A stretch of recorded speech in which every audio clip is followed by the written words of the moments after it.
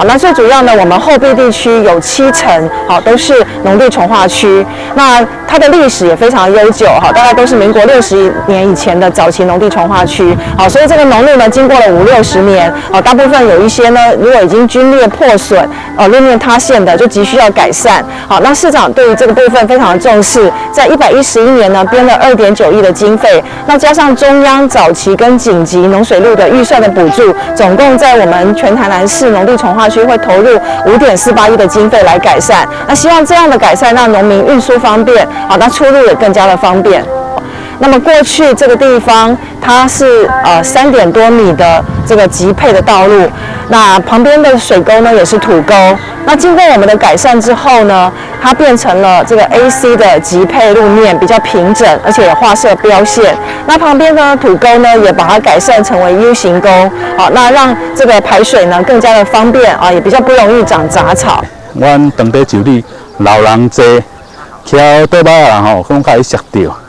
所以做这农路了，互阮的农民呢，会当改善，就讲较毋免为着咧徛这农路，咧今日尤其落雨了呢，拢会出道。所以讲咧对阮后壁区咱当地就里是一大造福。掌握市政3分钟，台南进步向前冲。欢迎收看市政3分钟。台南市政府对于农业生产建设一向不遗余力，为了提供更完善、安全的农业运输环境，过去3年改善农渔水路，总共投入经费超过23.6亿元，改善长度是全国第一。希望农民在更好的农业生产环境下，孕育出更多优质农产品。来听听韦哲市长怎么说吧。在我上任以来就特别对于农水路要特别加强。好，那在总共投入23.6亿而且今年2022年会投入更多。那务求在原来台南县有时候在乡村的地区的这个农路跟水路，还有很重要的就是这个灌排分离的这个灌溉的水渠跟排水的水沟都要把它弄得比较OK 一点弄得比较把它整治的比较强固一点。那以备不时之需当然如果没有水患最好。那如果短时强降雨，也希望能够及时排除这个淹水，那能够让农民的损失减到最轻那农民的安居乐业加到最大。那也希望说借着这个市政建设，尤其借着这个资源预算的分配，能够在西北地区，在原来台南县的地区，能够多做好一些农民还有一般民众所关心的这个道路平、水沟通不淹水，然后能够这个大家能够安居乐业，这是我们最大的目标。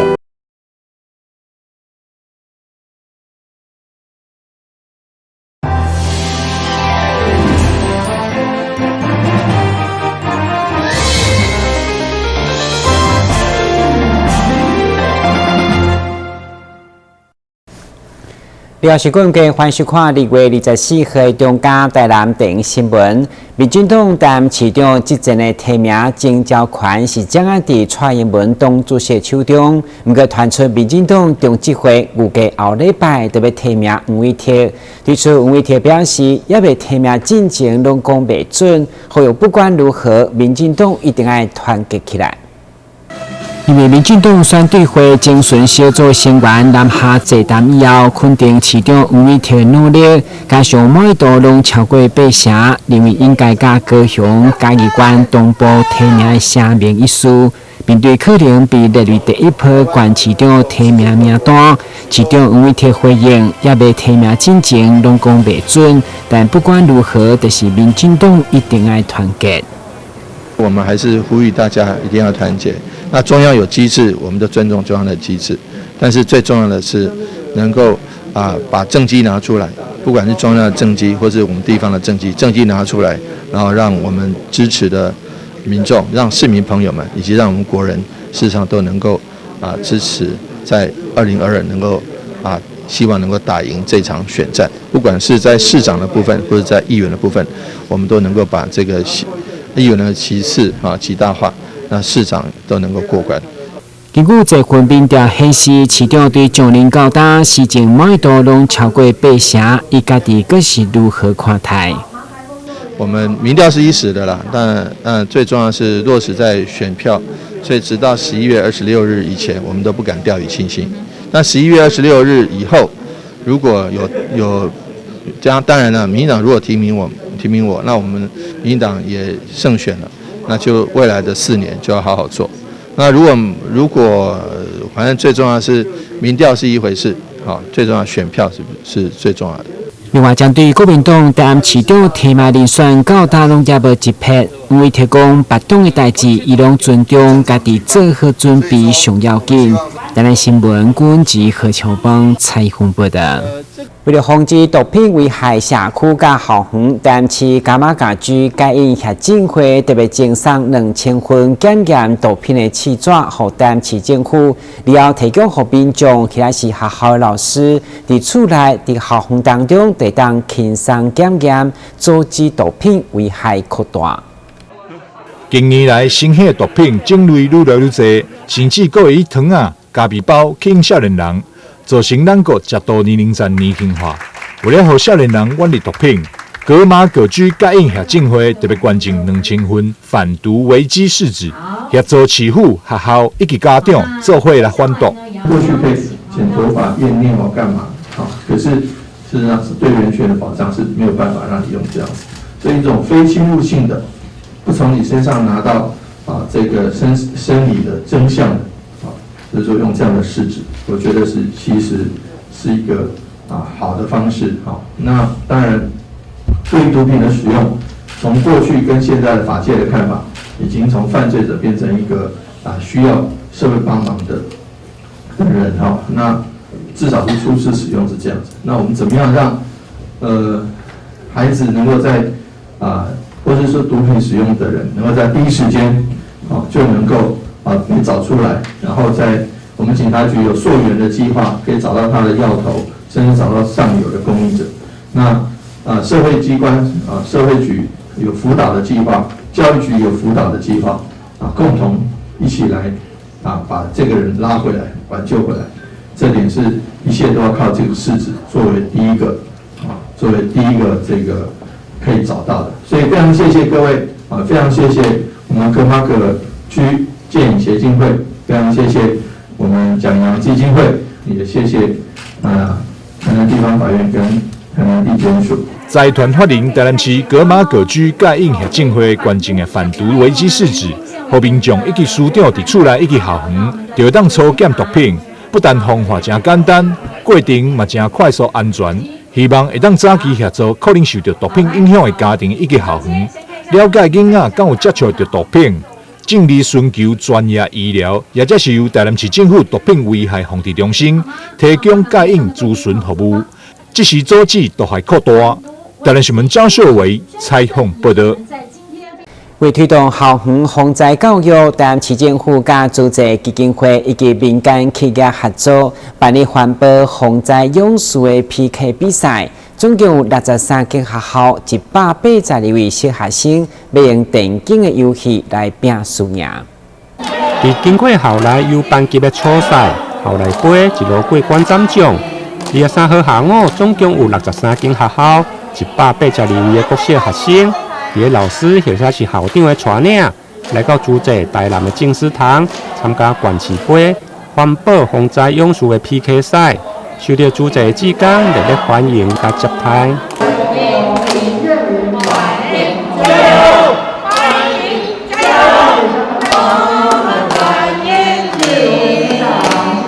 很高兴有机会带着小朋友来参加这次的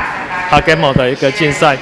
那我们学校呢，龙崎国小是一间小而美的学校，是一间森林小学，而且我们得过国家环境教育奖全国优等的一个成绩，所以对于推动环境教育，对我们学校来说，就是我们的一个日常，也是我们的一个很重要的一个学习活动。在作答的过程中会去思考。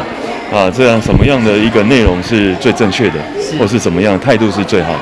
对对，所以对孩子来讲是蛮有帮助的。是，那请问郑校长呢？你自己有尝试去玩这个游戏吗？我自己没有，因为我看着孩子。所以你有看过那个试题吗？有看过孩子在作答的一个。我觉得那个是比容易还是困难？对孩子来讲是蛮生活化的，可是也是要思考一下。是，真的。为了推动校园环境加防灾的教育，包括市府教育、消防加环保单位嘛拢到场出席，为参赛的学生来加油打气。通常现在同学的心情都非常的紧张，因为看到有这么多的大奖，都觉得那一定是属于我的，对不对？所以我是不是给同学一个掌声，给他们信心。有时候说可以说很多，但是其实重点在于做。所以非常感谢我们慈济身体力行，把好多很好的在校园里面、在生活面可以做的这些环保的事业，都落实在有序的发展当中。透过这样的一个环保以及防灾的这样的一个哈盖莫的竞赛，我们将我们每一个人现在的手机、电脑，其实我常常看到很多人手机都是用来追剧，还有呢拿来玩游戏。那我们透过这样的一个平台，哈盖莫的平台呢，让它能够寓教于乐，然后让同学们能够在这样的一个线上游戏当中呢，能够获得更多的知识，而且实际是导之以正，让孩子们走向正确的道路。这届竞赛活动借由阅读来答题，强化学生环境教育加防灾防疫的观念，透过寓教于乐的线顶学习加线下的体验，实际实现教育的效果。比赛最后由新民国小推派的3名选手，南瓜前3名得到胜利，将代表参加国际杯台湾区的准决赛，争取参加国际大赛的资格。台南新闻林根采访报道。面对数位科技快速发展的时代，台南市教育局为了加强学生智慧科技的能力，24号率先全国成立数位学习推动办公室，就希望每一班拢有网络，每一位学生拢有平板，成为数位学习的示范城市。数位新时代，学习新3C，请现场来宾们热烈掌声按赞。虽然只是简单的甲白一些，不过成立数位学习办公室来持续推动每一个班级拢网络，每一位学生拢平板，才是未来挑战。台南市率先全国成立专责单位，来自教育部、教育局跨单位，结合专家学者、学校甲教师代表，共同推动的数位学习团队，就是要让台南成为数位学习的示范城市。我想，继我们现在着重的班班有冷气之外，我们要生生有平板，班班有网络，而且班班有数位教室，这样子的方式可以大幅这个拉近城乡的差距而且可以缩小数位的落差。这点我看台南市已经努力积极在做，那非常感谢我们郭司长还有我们教育部的各位长官大家的努力能够让我们台南市这个美梦成真我们一直想到过去台南是全台首学但是又于这个南北的落差，又于教育资源的落差，不是整体资源的落差。所以刚刚提到，在没有使用平板之前，那个使用前，我们都低于全国平均那使用的时候，我们都高于全国平均，那就可以看到，的确这个数位的学习使用的情形下，让我们孩子的学习能够大幅跃升。根据教育单位分析，不管国语、英文、数学的学生在使用线顶学习以后，成绩拢高过全国平均，也希望借此让家长安心，因为这种学习在有效的管控，其实是缩短城乡落差上好的工具。不够啦，不够啦。不过可以换那些小一点的，210可以换这个的。这样都不够了。这个太简单了。然后就可以开始游戏了。开始游戏？什么游戏？就像三个排成一个游戏。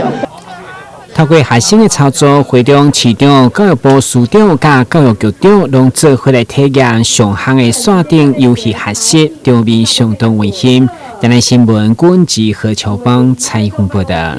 先休息一下，马上回来新闻现场。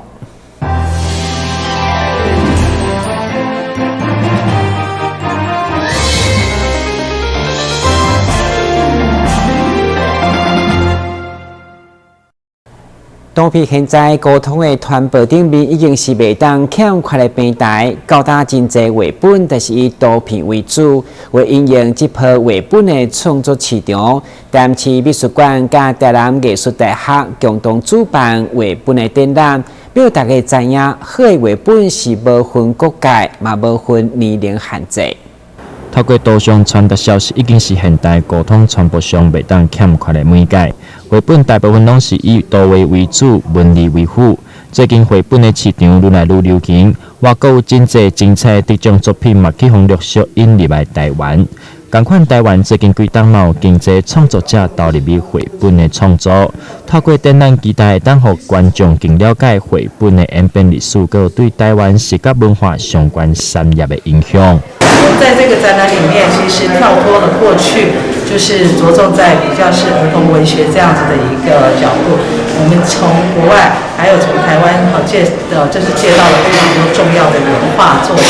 那这是我们想要让大家去看到说，其实绘本它除了说就是儿童文学的这一块以外，其实它也有很多就是关于视觉艺术，然后透过这些艺术品，我们怎么跟世界接轨。另外，其实在这次的展览里面，我也希望大家能够多关注一些，其实很多绘本不是只给小朋友看的，很多绘本其实也是大人他们去表达他们自己心理成长。展览透过人员分区详细的介绍，会当看到穿越世纪的珍藏绝版册，佮有经典的插画，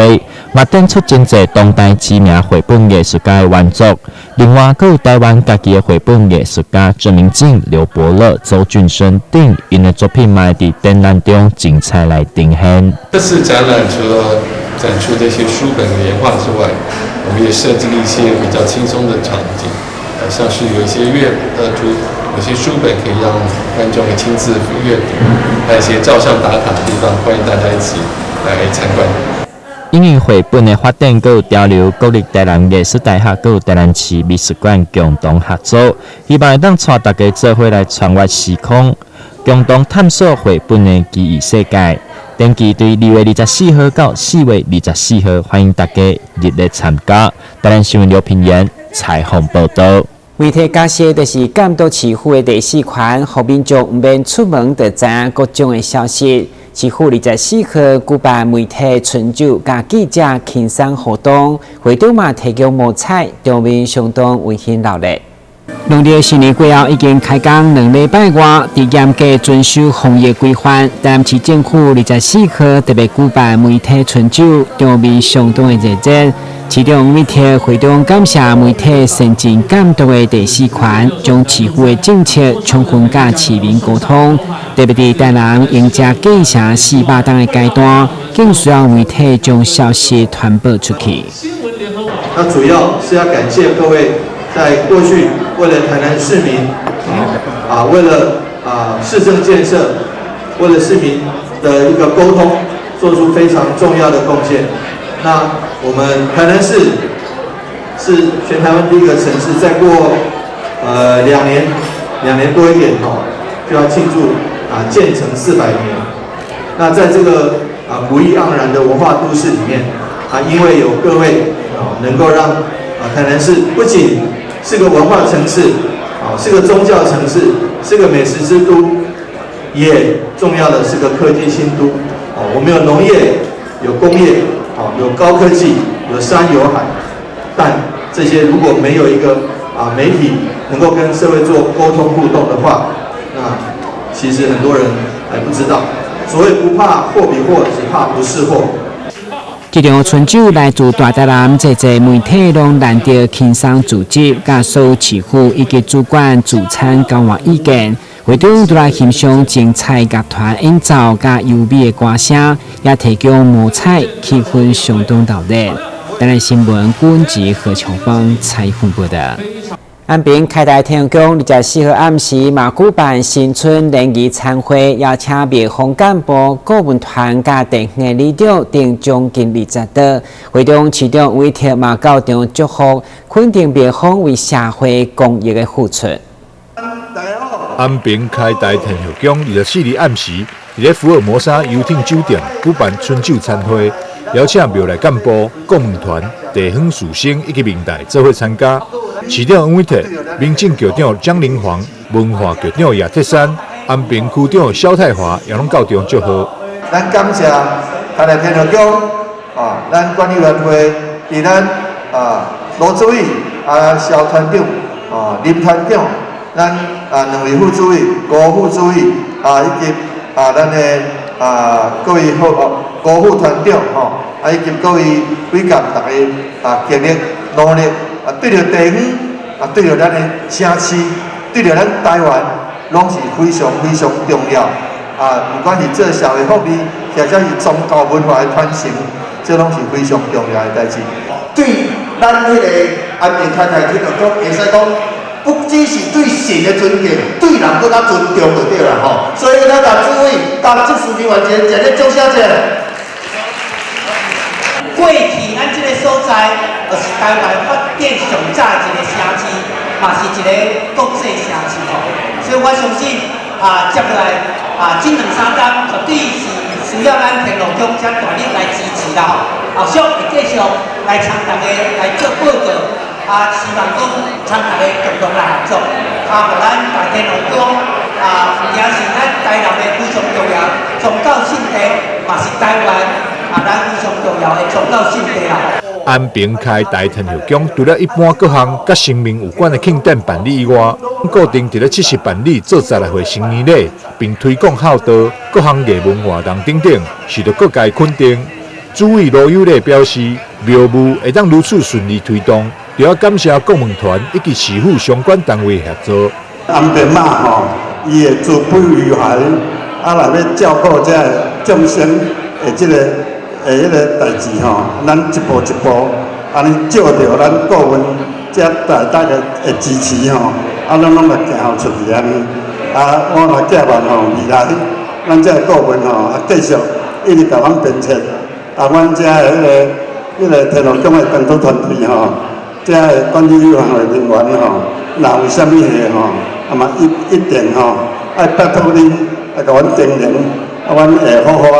甲这个天后宫。这个妈祖，咱安平妈自比如这个精神甲咱这个固有的文化传统阮会来发扬光大。天后宫总干事林国明表示，庙方未来会推动大庙经济，除了保存传统庙文化以外，增加庙方的文创产业，互庙方伫增加收入后，更会多多投入社会公益。台南新闻张秀维采访报道。不管是疾病、生活习惯，或者是压力、药物所影响，困眠的障碍已经是现代人真大的困扰。你到底如何规律的困眠，互咱各种器官的运作会当协调？做伙来听医生安怎讲。规律的困眠对人的身心拢有帮助。每一种生物体内的心理周期，拢有一个心理的时间，也就是昼夜节律。如果昼夜节律失调，不只造成困眠的障碍，嘛会互各种的器官运作无协调，甚至产生身体或者是心理的疾病。我们人体呢本身就是一个有自然的一个节律现象，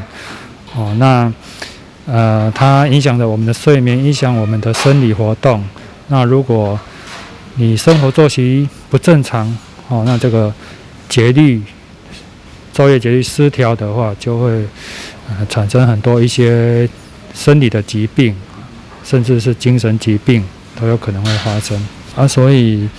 我们叫昼夜节律呢，会受到一些光线环境这个还有生活一些社会刺激因子所影响。所以你如何来调控这些因子呢？包括说你的这个如果你是白天睡觉的话，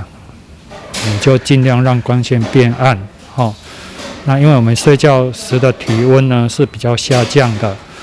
所以你不要让你的房间睡觉的房间这个温度太高，这个都会对我们